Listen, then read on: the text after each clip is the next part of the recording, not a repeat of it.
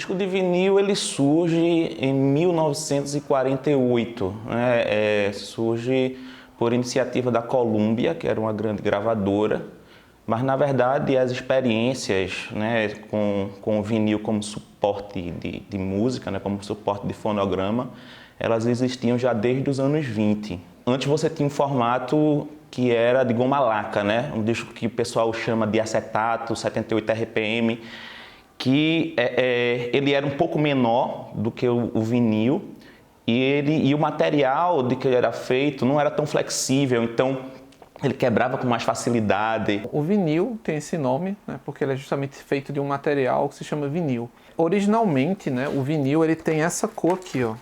O vinil ele é translúcido, né? O preto é um grafite que é colocado no processo de construção e esse grafite também ele é feito de um material que, segundo os técnicos, né, ele ajuda o deslizar da agulha, né, cria menos atrito, então a agulha dura mais, né, e ele é feito através de uma prensagem, né, o som ele é captado, né, pela mesa de gravação, né, dos artistas, ele é feito gravado em uma matriz, né, e essa matriz, né, não sei se alguém já viu, né, uma corrente assim de som, né, aquela vai subindo e descendo aquela barrinha, né?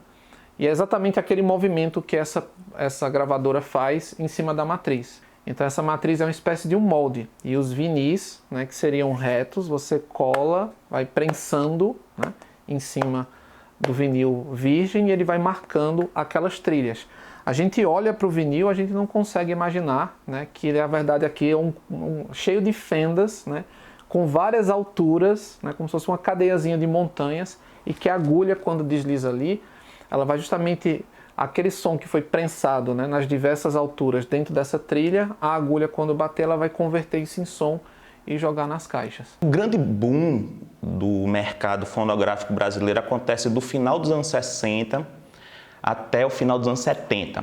Né? Então, é aí que, de fato, a gente vê um crescimento assombroso de venda de disco, né? Nos anos 80 ele permanece como sendo esse suporte, né, de maior popularidade até a chegada do CD, né? Até a chegada do CD nos anos 90, né? Finalzinho dos anos 80, começo dos anos 90, aí chega o CD. Como eu disse, os primeiros discos, né, de 78 rotações, então eles dão 78 voltas por minuto, né? Como a velocidade era muito rápida, então era menor o tempo de gravação. Pode parecer uma coisa completamente absurda, né?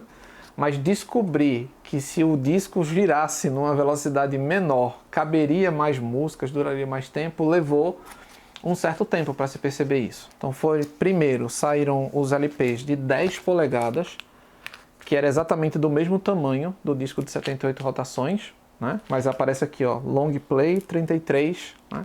A velocidade de 33 rotações por minuto. E a RCA, que era uma gravadora famosa na época, ela, para concorrer com o long play, ela lançou os compactos de 45 rotações por minuto. Engraçado, né? Porque 45 com 33 dá exatamente 78. Então a velocidade era mais rápida, né, do que o de 33, mas era menor do que o de 78. Também com essa ideia, aí nesse caso aqui, né, a gente já tem um disquinho menor, né? Esse já tem 2 músicas de cada lado, era diferente do 78, que só cabia uma música. Já a gente tem o papel dos colecionadores, que é muito importante, né, em preservar esse acervo de vinis, que é um acervo muito grande, né? Se você for em qualquer centro, né, de cidade, você tem lá os sebos com acervos imensos de vinis, né, de segunda mão, que as pessoas muitas vezes se desfizeram depois de terem comprado seu aparelho de reproduzir CD, né? E os colecionadores estão lá caçando isso, né? E estão recuperando esses vinis e montando suas coleções. Mas além disso, a gente tem outro movimento, que é os artistas contemporâneos, né? Eles estão também lançando seus álbuns em vinil. Acho que o consumo de música hoje, né, ele não se parece em nada com o que era há 20 anos atrás, por exemplo. Então hoje não existe praticamente mais lojas, né? Ninguém compra mais CDs. Você entra em lojas de departamento como Americanas, outras lojas, não existe mais. Então porque as pessoas não consomem mais música como se consumia antes. Eu acho que quem gosta da mídia física é porque tem um ritual para escutar música. Não é eu escuto quando eu estou indo para o trabalho, ou escuto quando eu estou bebendo, né, fazendo outras coisas. Não tem gente que ainda para tudo que está fazendo para ouvir a música, para saborear a música, né, para se emocionar com o que está sendo tocado ali. Eu tenho quase 1000 vinis, que eu guardo com muito carinho. Não foram discos comprados, isso eu venho ganhando através dos anos. Né? As pessoas ligam para me buscar na casa delas, olha, vem aqui que tem um monte de disco aqui e eu não tenho onde botar. E às vezes eu vou, às vezes não tenho tempo. Então esses 1000 discos eu tenho aqui na minha despensa aí em cima e tenho também lá na nossa chácara. O contato com os discos me levou à curiosidade, deram muita curiosidade, cada disco ali tinha uma curiosidade, tinha o que era que tinha ali dentro daquela bolacha lá, e isso foi que me despertou.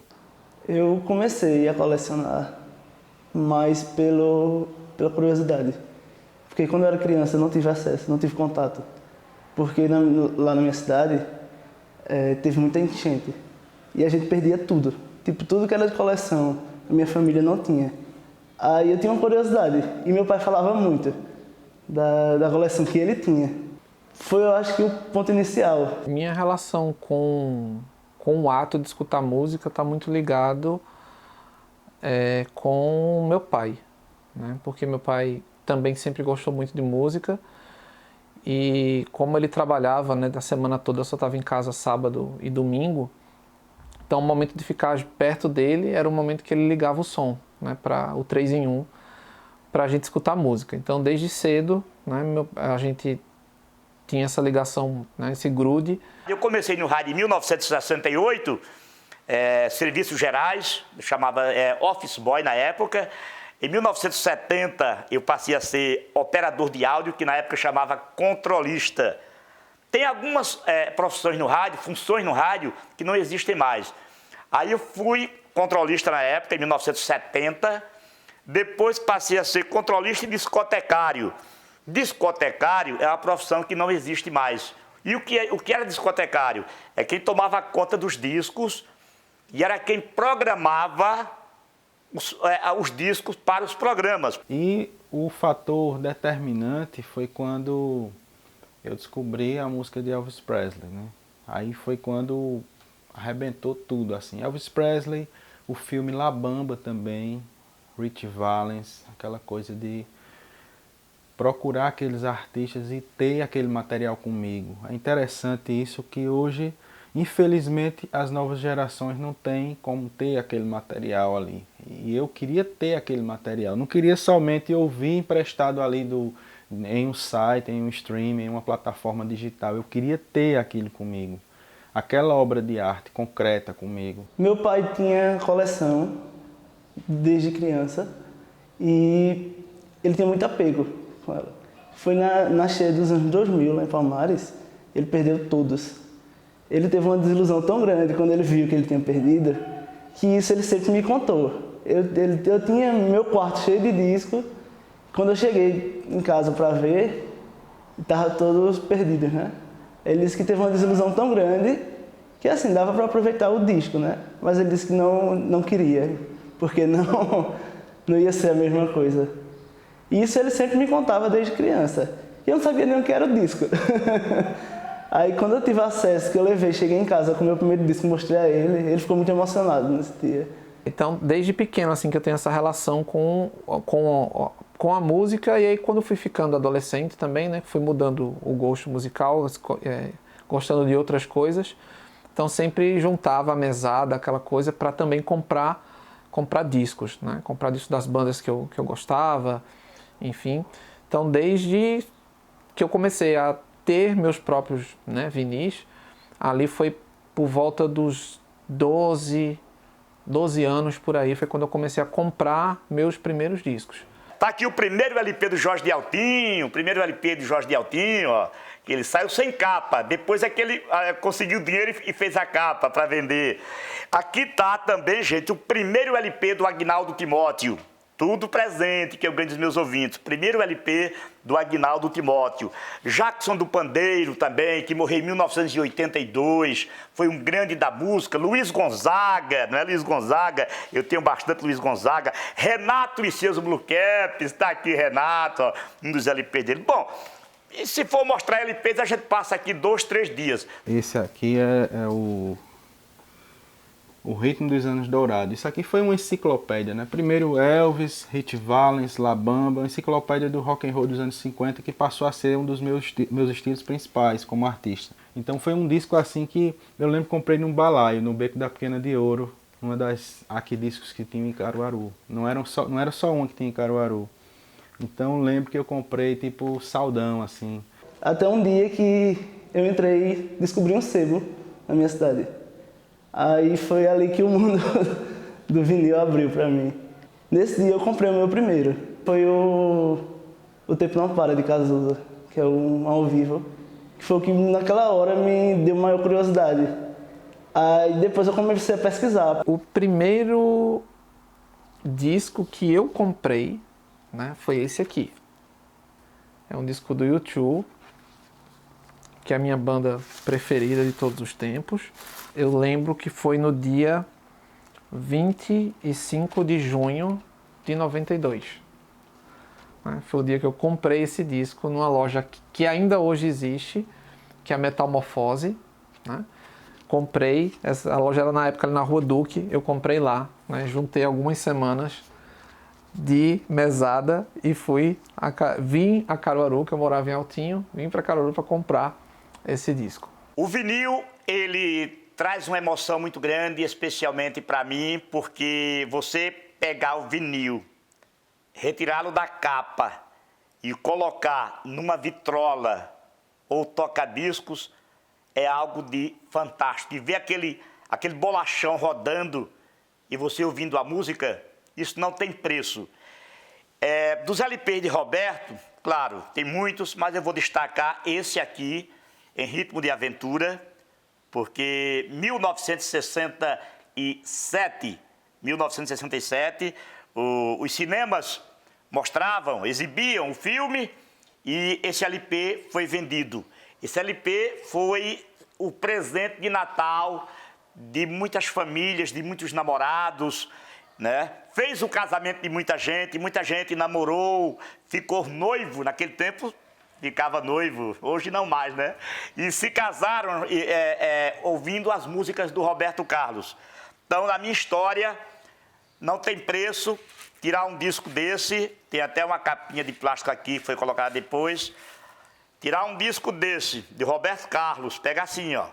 Depois pega assim, para não pegar no suco dele, tá? E colocar na vitrola e botar a agulha e ouvir, isso não tem preço. Esse disco aqui, Ed Lincoln, organista cearense, radicado no Rio de Janeiro, um dos grandes expoentes, né, se não o principal do samba-balanço, né, que é Jorge Ben e tantos outros.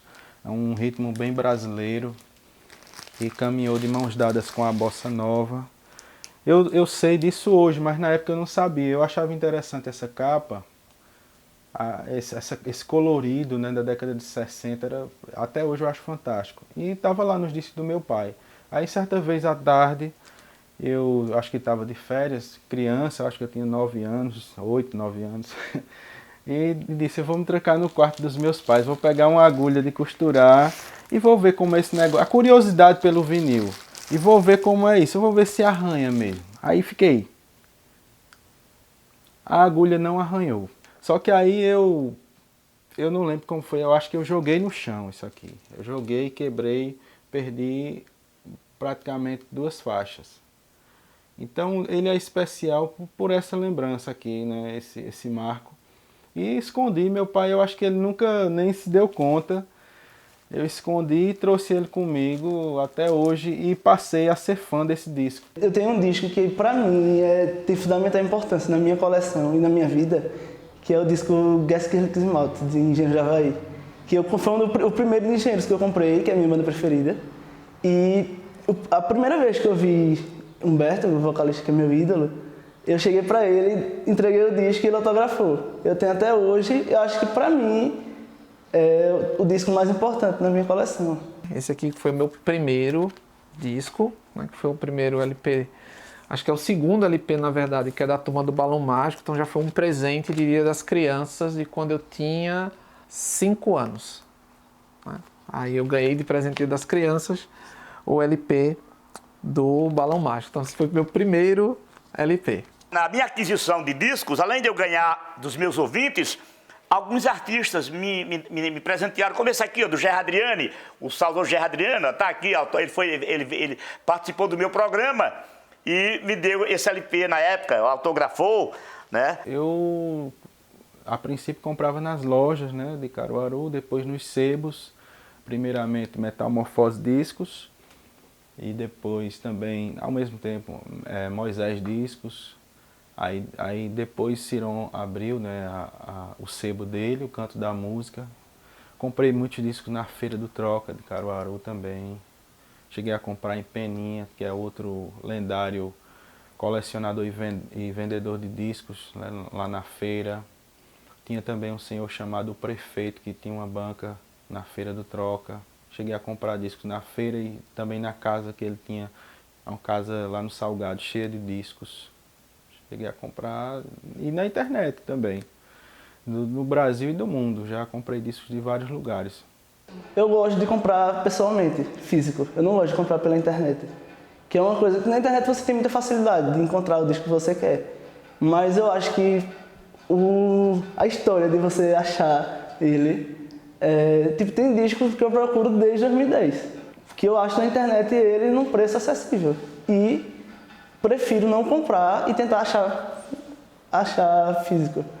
Aqui a gente já teve lojas incríveis, a gente teve aqui a Disco, teve a Modinha, teve a Patricinha, né, que a gente ainda encontra selos, né, nos LPs, tinha Roberto Som também. E aí quando houve aquela fase de transição, né, do vinil para o CD na década de 90, foram surgindo os mercados alternativos, né, de vinis. Teve muita gente que se desfez dos vinis, então quem ainda estava, porque o CD era muito caro na época, né, então quem ainda estava fiel ao vinil, então começou a comprar os vinis usados, e aí apareceram muitas lojas, alguns ainda resistem, né, como é o caso do seu Ciron, lá no Canto da Música. Em Recife tem a Passa Disco, que eu sempre digo que é o refúgio da música popular, né, nordestina, que ainda resiste bravamente, né, que trabalha com CD, mas também trabalha com vinil. Tem a Vinil Alternativo, com o seu Miranda, tem a Roxy também. Algumas lojas estão surgindo que eles têm a percepção de que a compra do vinil não é só algo que você vai lá na prateleira e pega. Então você vai na loja, tem lá a vitrola tocando, tem uma cerveja, sabe? Tem gente, você começa a bater papo com as pessoas, então é um encontro social também. Eu comecei trabalhando no ramo de balconista numa antiga loja que nós tínhamos aqui, chamada Hi-Fi Disco. Depois consegui outra loja com mais uma vantagenzinha, fui trabalhar numa loja chamada Disquilê. E nessa loja Disquilê eu só trabalhei 2 anos. Já me despertou a vontade de ter a minha própria loja. Eu comecei no ramo em 76. Trabalhei na Hi-Fi, trabalhei na Disquilê e depois consegui fazer a minha própria loja. Em 81. Pronto, em 81 eu estou por aqui, graças a Deus, até hoje. Aí na década de 90 eu abri a lojinha de disco. Aí, infelizmente, coincidiu com, não sei se infelizmente ou felizmente, coincidiu com a propagação do CD. E aí eu abri a lojinha de disco em 93 e permaneci até hoje com a lojinha de disco. Eu sempre fui apaixonado por música desde criança, mas nunca tinha pensado em ter uma loja de disco, não, nunca, né? Eu sou agrônomo de formação, trabalhava com jardinagem. Aí em seguida eu tive um bar e nesse bar começou a ter música ao vivo e às vezes os artistas levavam os discos para vender, CD, né? Levavam os discos para vender e não vendia tudo e deixava comigo. Eu comecei a vender algumas coisas assim, mas não pretendia nunca seguir esse ramo. Um belo dia Silvério Pessoa, isso em 2003. Silvério Pessoa estava lançando o Micróbio do Frevo, aí fez uma coletiva de imprensa e me convidou para essa coletiva. Mesmo eu não sendo jornalista, nem nada, crítico, nada, mas por eu gostar de música e estar acompanhando esse processo dele, desse disco. Aí ele me convidou e eu fiquei lá caladinho assistindo. E eu me lembro bem quando uma jornalista, Michele de Assunção, do Diário de Pernambuco, comentou que Recife, Pernambuco inteiro, estava vivendo uma fase muito bacana da música e que ela sentia falta de uma loja que se especializasse em vender a música de Pernambuco. É lógico que as grandes lojas que tinham no Recife, todas elas vendiam música de Pernambuco, mas não era uma coisa específica de você chegar num local e ter. Aí eu saí dessa coletiva impressionado com isso. Eu costumava dizer que o disco era Micróbio do Frevo e eu saí com o micróbio da música em mim. Eu não pensava mais em outra coisa, eu só pensava em fazer uma loja de CD. Desde a minha juventude, eu morava em São Paulo, eu sempre fui apaixonado. Meu pai, em 1956, me levou numa rádio chamada Rádio 9 de Julho, que era uma rádio de padres em São Paulo. Quando eu vi aquela coisa pela primeira vez, eu me apaixonei, né? Foi amor à primeira vista. E aí, com o passar do tempo, eu sempre pensei em montar uma loja. Mas é aquela velha história, quando você tem um emprego razoável, um emprego bom, você não vai deixar o seu emprego para arriscar numa coisa incerta, né? Ou então que nessas idas e vindas eu vim parar de paraquedas no Recife. Trabalhava numa empresa em São Paulo e de repente a empresa precisou que eu viesse administrar a filial dela aqui em Recife. Infelizmente, depois de 8 meses, ou felizmente, eu fui despedido da empresa. Foi aí que eu coloquei em prática a minha ideia. Em junho de 1990, eu estava inaugurando uma loja no centro do Recife, que, aliás, ela continua em funcionamento ainda. São 30 anos de loja. Foi muito doloroso, porque a gente é acostumado, né, com o tradicional vinil.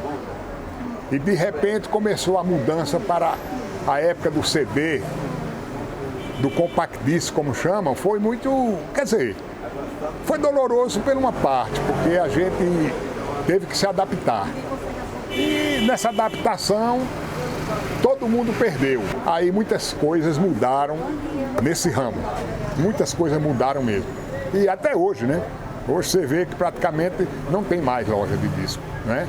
Perdeu o cantor, perdeu gravadora, perdeu estúdio, perdeu o músico, todo mundo perdeu, né? Hoje tem, todo mundo vive. Mas da minha época, eu tenho saudade porque o cantor fazia um disco e vendia. Botava na loja para vender. E hoje não, hoje o cantor faz e sai distribuindo para o povo, né? Aí você vê como mudou a coisa, né? Um CD eu vim vender depois de 2000, porque eu não entendia o CD e também não era popular, sabe? Ele não circulava muito assim para se compra e venda. O pessoal comprava já ia assim, guardando. Aí depois de 2000 foi que 2010 por aí foi que eu comecei a vender CD e livro. E depois começou a ter essas compartilhamento digital, aí MP3, streaming, plataforma, tudo isso foi mudando. É lógico que alguns clientes optam por essas plataformas, facilidades, mas outros clientes tantos outros continuam querendo. Aí eu digo resistindo por causa de tudo isso, porque tantas facilidades. Na minha época era tão difícil para você ter uma música sua. Você tinha que comprar o vinil, comprar a fita cassete, né? E aí isso aí é resistindo, a gente vai resistindo tudo isso. E é também assim uma forma meio de brincar com resistindo, de um ato político de resistir a tudo isso. Porque uma loja de disco também é cultura, mas é política, é resistência, é ponto de encontro, né? São tudo isso. Então esse resistindo surgiu daí, foi a ideia do meu filho. No começo, a gente estava só com vinil. O forte ainda era o vinil. O CD já estava entrando, mas muito modestamente. Mas aí eu vi da necessidade, o jovem começou a perguntar de um colarzinho, de um anel, de um boné. Aí foi quando eu comecei a pôr em prática essa ideia de que aquilo que o meu cliente queria, eu ia correr atrás. Eu acho que foi o grande sucesso da loja, foi isso, de nós agregarmos a música os elementos que faz parte da juventude, né? Meu público hoje é o público da velha guarda. 90% do meu público é da velha guarda. A velha guarda que eu digo é pessoal dos anos 60, 70, 80, 90. Também tem o público jovem, mas é mais... O público jovem fica mais... Não é tão frequente como o público mais antigo. Olha, eu devo estar com as portas abertas aos jovens, pessoal de 30 anos abaixo. Assim, de 50 anos, 60, não vem aqui para comprar. Eu até botei os discos da velha guarda, eu tenho um quartinho, um subsolo, aí botei o pessoal de orquestra, não que não seja bom a velha guarda, nem a orquestra, é porque não tem procura. O pessoal aqui me procura mais disco de rock e de forró. É difícil determinar, vem de todo público, todo tipo, toda a faixa etária. Agora, eu percebo que os jovens têm comparecido mais e as pessoas assim numa faixa até 50, 60 anos. Uma pessoa mais de 60, eles não compram. Às vezes eu até penso que eles têm vergonha de comprar. Eles dizem assim, se eu comprar um CD, um LP, o que for, e chegar em casa, o meu neto vai dizer, vô, não precisa, tem que ser dessa forma. Eles não compram mais e eles quando aparecem na loja, entram na loja por curiosidade, eles se assustam. E aí, muitos deles pensam que nem fabricam mais. Estou fazendo agora em novembro 73 anos. Eu trabalho mais ou menos há quase 60 anos. Então eu achei essa rotina de ir para o centro, essas coisas, e a pandemia também ajudou. Aí nós resolvemos passar a loja para o meu filho. Ele nos comprou a mercadoria, tudo.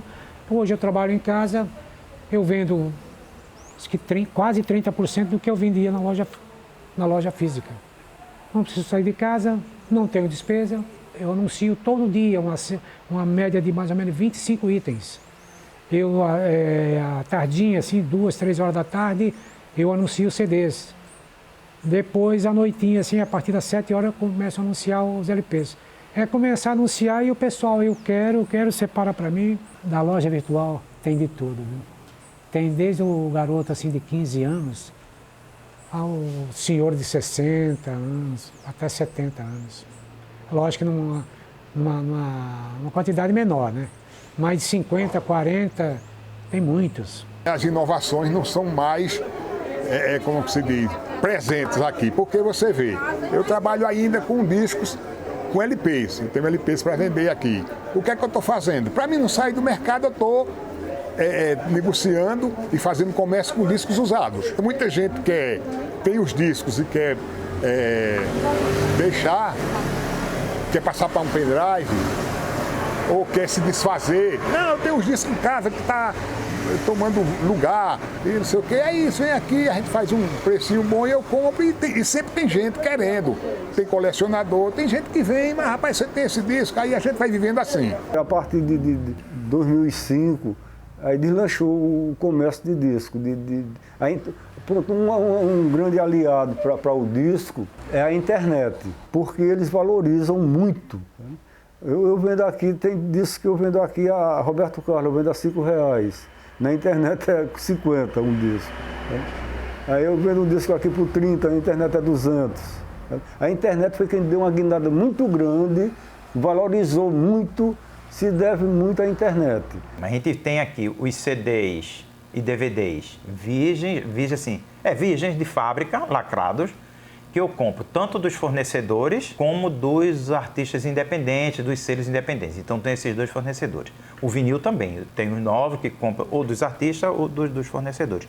E a gente tem também um sebo, são discos usados e LPs usados, DVDs usados. Isso aí são que eu compro de colecionadores, eu ganho, eu troco, são as formas. Então tem as várias maneiras, tanto o novo como o antigo, tanto de fábrica como de produtos independentes. Nós compramos fora e nas minhas viagens também, e minha e da minha esposa, teve anos que a gente ia para os Estados Unidos 2 vezes no ano. Passear e ao mesmo tempo aproveitar e comprar novidades para a loja. E aqueles clientes que querem se desfazer. Está sempre essa, uma hora é CD, uma hora é LP, o pessoal sempre vai ter alguém querendo vender e sempre vai ter alguém querendo comprar. Os preços é muito barato, porque isso é um negócio que a gente tem que esperar. Né? Quando é um negócio que tem rotatividade, não, mas entendeu? Depende muito do estado do disco e da preciosidade. Né? Porque tem disco raro que é caro. Né? Tem disco raro que é muito caro. Agora tem disco que não vale nada, o pessoal compra para fazer decoração. Aí esse é o baratinho. O disco, ele se torna raro, às vezes não é por ser bom, às vezes é por pouco no mercado. E também tem que ser bom também. Para tu procurar um disco para comprar tem que ser bom. Mas o principal é a primeira edição, porque geralmente o disco tinha a primeira edição, depois tinha relançamento, aí tinha outras tiragens. Aí o disco de valor é o original, a primeira edição, e que vendeu pouco. Aí se torna raro, porque não tem muito no mercado. Os discos que vêm de fábrica, os discos que os artistas me entregam, quem determina o valor é o artista. O artista me entrega por X e eu coloco a minha margem de lucro, que é a mesma para qualquer produto. Está entendendo? Seja um relançamento, o lançamento é qualquer produto. É uma margem de lucro que eu determinei, que era aquele valor que eu precisava para sobreviver, para resistir. Então tem todos esses. E com relação aos antigos, vai depender da raridade, vai depender do estado do disco, se o disco está em perfeito estado, se a capa, se não tem nenhum arranhão, porque tudo isso é a primeira coisa que o colecionador quer saber. Eu faço pesquisa, tem site para você pesquisar isso, tem o Mercado Livre e você pesquisa. Aí eu analiso qual é aquele determinado CD, digamos assim, MPB4. Falei isso porque eu estou aqui junto dele. Aí olho um disco usado, aí olho, eu vou no Mercado Livre e vejo o valor máximo e o valor mínimo e faço uma média do produto. O mercado dá o preço do disco, não sou eu. Eu, para vender, lógico, eu procuro o preço médio e abaixo do médio. Por isso eu vendo muito. Eu vendo para muita gente que revende. Eu não revendo. Eu compro assim, por exemplo, você tem a sua casa. Você fala, puxa, isso aqui eu herdei de fulano e tal, para mim não tem serventia. Seu Miranda, se eu tenho interesse, o cara que vive de vender, esse eu não compro. Porque esse não tem preço para mim. Eu gosto de comprar lote. Então é o seguinte, o recado que eu digo é que eles preservem pelo menos um pouco da história. Mas eu sei que é muito complicado, porque hoje a música está muito diferente da música antiga. Né? Eu acho não, a maioria das pessoas da minha idade, quando escuta essas músicas de hoje, agora tem o público, né? Tem o público, mas esse público é público de 30 dias, depois esquece da música, esquece do cantor, ninguém lembra de nada, né? Enquanto eu trabalho com música aqui, que está com 70 anos, ainda hoje é lembrada e está em evidência. É porque eu seria muito indelicado dizer que hoje em dia a música, estão fazendo uma música assim infantil. Seria indelicadeza minha dizer isso. Mas o disco de vinil é onde está todo o documentário da cultura brasileira. Mas ele tem muito um certo valor cultural no Brasil, a música, as letras de música. É relativamente rica, não tanto quanto a literatura, mas é importantíssima as letras que foram feitas de 90 para trás, né?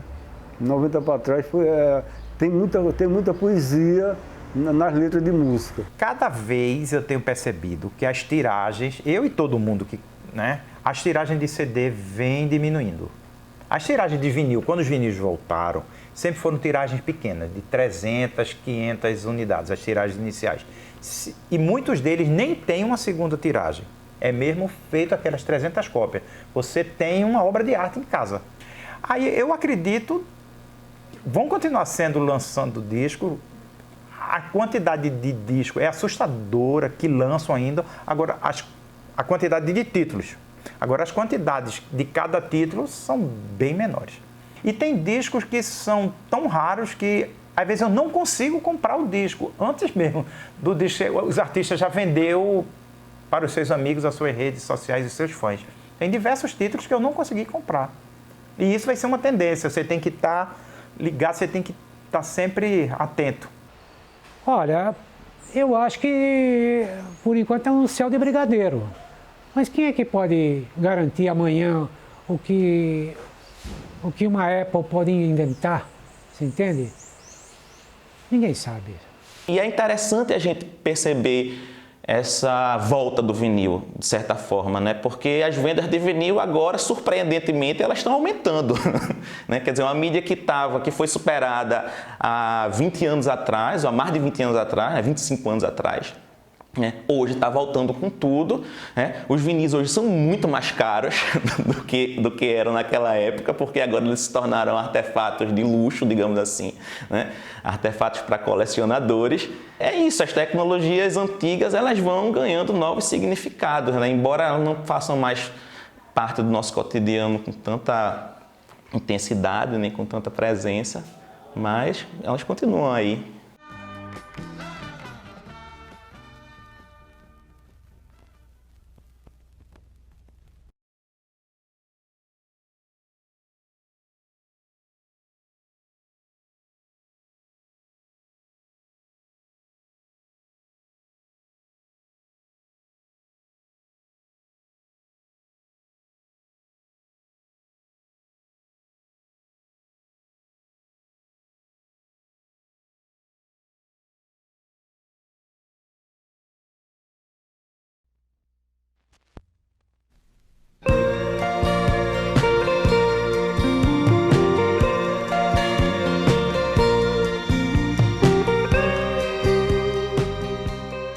Para se ouvir música, qualquer momento é bom.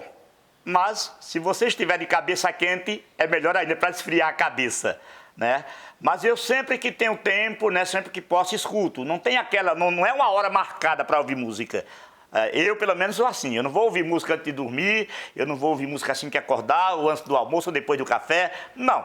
É só eu ter um tempinho, especialmente, né, um domingo à tarde, quando não está passando o futebol que eu gosto, aí estou ouvindo minha musiquinha, estou curtindo minha musiquinha e, ao mesmo tempo, me programando para os meus programas. Existe um momento que eu estou com a cabeça tranquila, assim, quando eu não estou preocupado. E é justamente isso, a gente precisa viajar. É uma espécie de ritual, assim, que você tem que estar bem, você pegar um disco de vinil, você viajar naquilo ali. Quando escuta aquela determinada música, você lembra de lugares que você passou na infância, coisas que estão guardadas no seu subconsciente, nas gavetas da sua memória. Eu consigo ir além. A música é muito forte nesse sentido para mim. Eu acho que todo dia é dia. Quando você está triste, você escuta a música que te deixa mais animado. Quando você está animado, você escuta. Eu acho que isso de ter um momento, eu acho que vai mais assim. Não é o momento de escutar disco, é qual disco escutar no momento, sabe? Eu não consigo viver sem música, eu não consigo. Às vezes eu acordo antes de ir para o trabalho e coloco um disco para ir tocando. Quando eu vou no carro já tem um CD, né? Eu não consigo, eu posso passar o dia sem comer, mas não consigo passar o dia sem ouvir pelo menos uma música. Eu que gosto de vários gêneros musicais diferentes, acho que tem muito a ver com o seu estado de espírito, né? Eu acho que tem dias que você está muito legal, tem dias que eu estou super bem, meu filho que também gosta muito, né? E ele é autista, tem um alto grau de sensibilidade para música. Então tem os discos que eu sei que ele gosta, né? Porque embora ele não fale, mas ele manifesta que gosta daquela música. E ele gosta principalmente de discos de forró. Quando eu escuto uma música, às vezes eu estou imaginando o cantor gravando aquela música. Eu vivo o sentimento dele, de como ele estava gravando, como foi gravada aquela música, não é? Eu vivo esse sentimento. Às vezes eu penso, ouvindo uma música e, puxa vida, como foi que Roberto se sentiu nesse momento que ele estava gravando essa música? Por vezes eu penso assim, e por outras vezes, como eu já falei, penso na minha juventude, os meus amigos. Eu sempre digo, bendito seja o homem que inventou essa coisa mágica chamada música. Ela tem o dom divino de fazer com que a gente viaje no pensamento, né, e vá reviver cheiros, pessoas, ambientes, locais. Isso é muito bom. Tem algumas músicas que me fazem sentir ou visualizar, né, mentalmente uma praça. E para mim essa praça seria uma praça muito famosa aqui em Caruaru, que é a Praça Coronel Porto, bairro São Francisco. Aquelas árvores. Inclusive eu fiz uma canção, né, ainda está inédita, que eu vou lançar, que ela expressa muito esse sentimento, essa sensação do que eu vivi na minha infância, brincando naquela praça, as árvores, os casarios ao redor, as luzes. Então, a sensação muitas vezes que eu tenho de um disco é essa. Eu sinto que eu tô... Não é nem em outro mundo, porque eu sinto assim, como se eu estivesse desligado do mundo. Não tem problema, não tem dívida, não tem... Eu esqueço mesmo de tudo. Largo o celular fica lá. Se eu passar um dia escutando disco, ele passa o dia todo lá parado. E assim, é um momento que pra mim tem que ter uma vez no dia, pelo menos. Esses pedaços de plástico misturado com petróleo, que é o vinil, eles guardam histórias, né? Então, essas gerações do futuro vão guardar o quê? Uma playlist no Spotify? Né? Então, você não cria o vínculo. Né? Não é o vínculo com o artista, como, por exemplo, eu que sou fã do U2, que tenho todos os LPs, né? Que você pega, que você admira a capa, né? Que você... sente, parece que está mais próximo daquele artista quando você está com ele na mão. Então eu acho que tem esse elemento afetivo para os colecionadores de vinil muito forte, porque eu acho que todas as emoções e como quem gosta muito de música sempre está perto dela, né, acaba que escutar de novo essas músicas e através da mídia, né, que estava naquele momento, acho que meio que recupera, é nostálgico esse tipo de coisa. Né? Então acho que acaba trazendo todas as emoções. A música, ela representa tudo, ela me dá uma sobrevida, eu viajo com ela, corre nas minhas vias, por isso que às vezes eu tinha um programa que eu abria dizendo o seguinte: oi gente, boa tarde para quem tem músicas nas veias. Então eu tenho músicas nas veias, tá? É por isso que eu digo, não tem hora para ouvir música. Para mim, toda hora é boa hora de ouvir música.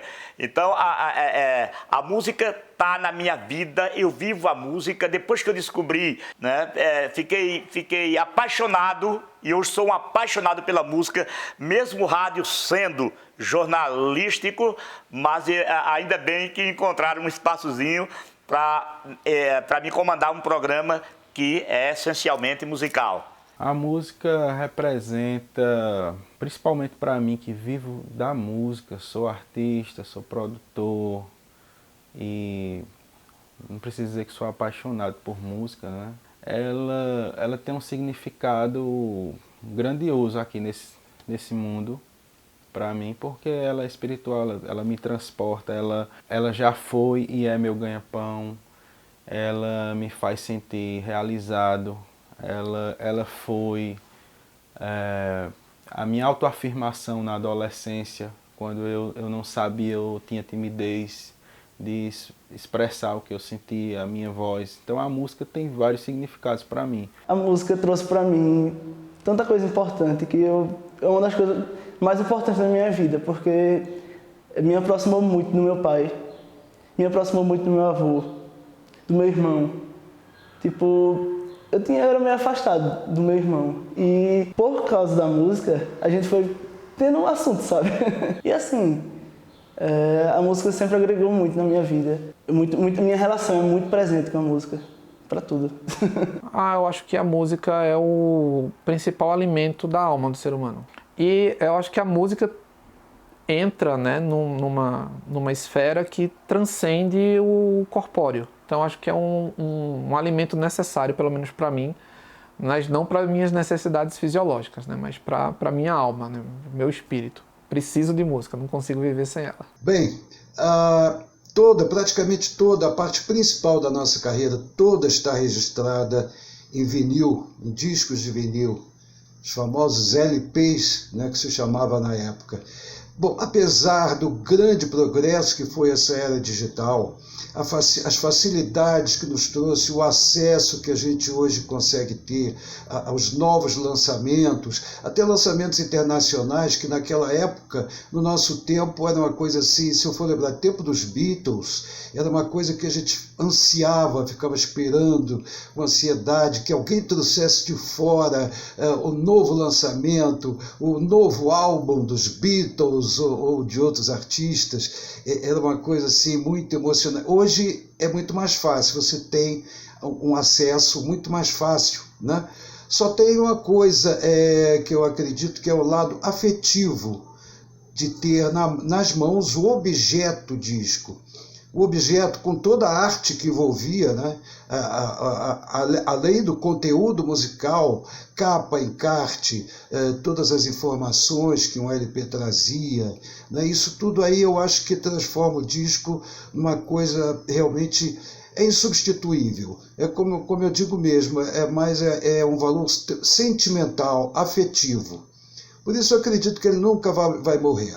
É claro que a mídia digital veio para ficar, eu acho muito difícil competir, eu acho que não tem como, mas esse valor sentimental sempre vai existir. Para nós de Renato e Black Caps, o vinil foi muito importante no início de carreira, primeiro porque a gente já estava curtindo o vinil de outros artistas, né, dos nossos ídolos, e o grande barato do vinil eu diria um conjunto, não é só o vinil em si, mas o LP. Essa é a grande curtição, porque você tinha a expectativa de um lançamento, como é que seria a capa, aquela capa grandona, bonita, o encarte, a ficha técnica, a ordem das músicas, tudo isso fazia parte, sabe? E eu acho que ele deve se preservar, sim, pelo menos para quem tem o vinil e para aquelas pessoas que podem adquirir, tem lançamentos aí em vinil.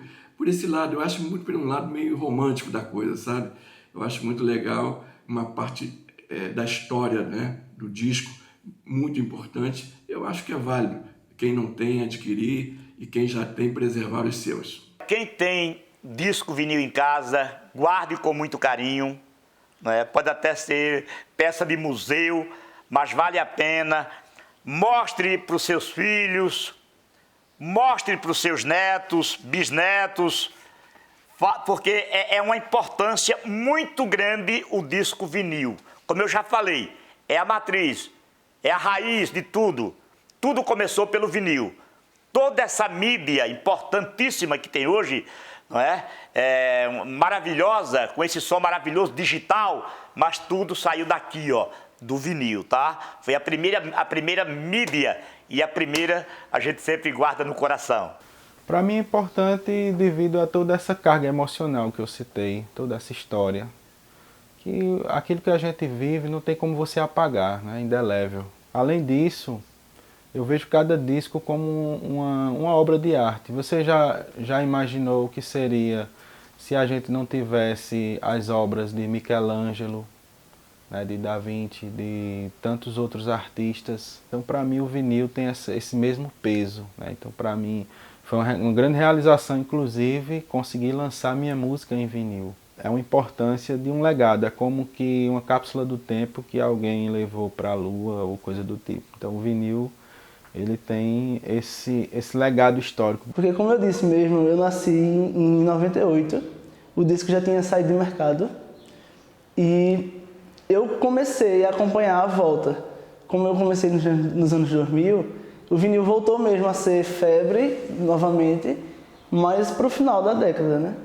E assim, eu acompanhei isso e, pra mim, quando eu pego um disco que eu não conheço, que acontece muito comigo, de comprar e pra conhecer. E eu olho o ano, vejo década de 60, 70, 80. E quando eu olho aquilo, eu imagino o contexto histórico que aquilo está inserido. O vinil não é apenas um artefato, né? Ele traz algo, ele traz a música, ele traz... E naquilo, para a história, aquilo agrega muito. E tem uma coisa que eu acho que é a mais importante de todas, assim, para a necessidade do vinil. Acho que tem duas coisas. Uma, eu acho que pode vir a ser. E uma primeira é o resgate de todo um acervo de músicos, de composições, né, que se não fossem, né, esses loucos, né, que são apaixonados por esse tipo de material, a gente teria perdido. Né? Então, músicas que foram gravadas há muito tempo atrás, que hoje, né, as gravadoras jogaram fora as fitas, não tem mais os arquivos originais. Então, só é possível porque alguém guardou um disco, né? Eu acho que é importante também para resgatar a nossa história musical, né? Eu acho que ter esse registro é muito importante, porque os arquivos virtuais, eles estão por aí, você não tem nada de concreto, e a gente precisa dessa concretude, né? E uma outra coisa que eu tenho muita esperança mesmo é que se descubra um vinil feito de material reciclável, que possa ajudar a natureza, né, e transformar isso num objeto de coleção.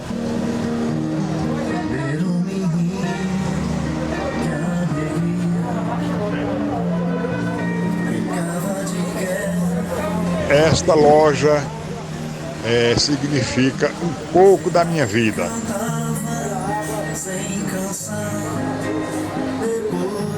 Eu sempre digo aos amigos, uma brincadeira.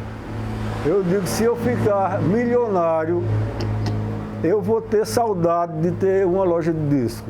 Se eu ganhasse esse prêmio agora de 100 milhões, eu ia ter saudade de ter a minha loja de disco. Porque eu sou muito feliz com a minha loja de disco. Eu acho que eu estou contribuindo muito com a cultura. Tudo. É minha família. Eu fico emocionado quando digo isso. É uma continuação, porque eu tenho um apoio total e restrito dos meus filhos, da minha esposa. É a minha segunda casa. Eu passo mais tempo na loja do que em casa. Eles vêm me visitar, os amigos vêm me visitar, eu fico emocionado. Ela é minha casa, minha segunda casa. Por isso, se você um dia tiver a oportunidade de ir na minha casa, é quase isso aqui, a decoração é bem próxima, é cheia de quadros, cheia de artesanatos, cheia de plantas, é uma continuação. Foi minha consagração, né? Tudo que eu imaginei na vida, tudo que eu queria na vida. Tem um livro do Bob Dylan chamado Crônicas. Veja bem, um americano diz que ele jamais imaginou que um dia ele chegaria na Califórnia, quer dizer, no país dele. Agora você imagine um camarada que nasceu em São Raimundo Nonato, lá onde tem a Serra da Capivara, onde tem os indícios lá do primeiro homem das Américas, foi onde eu nasci.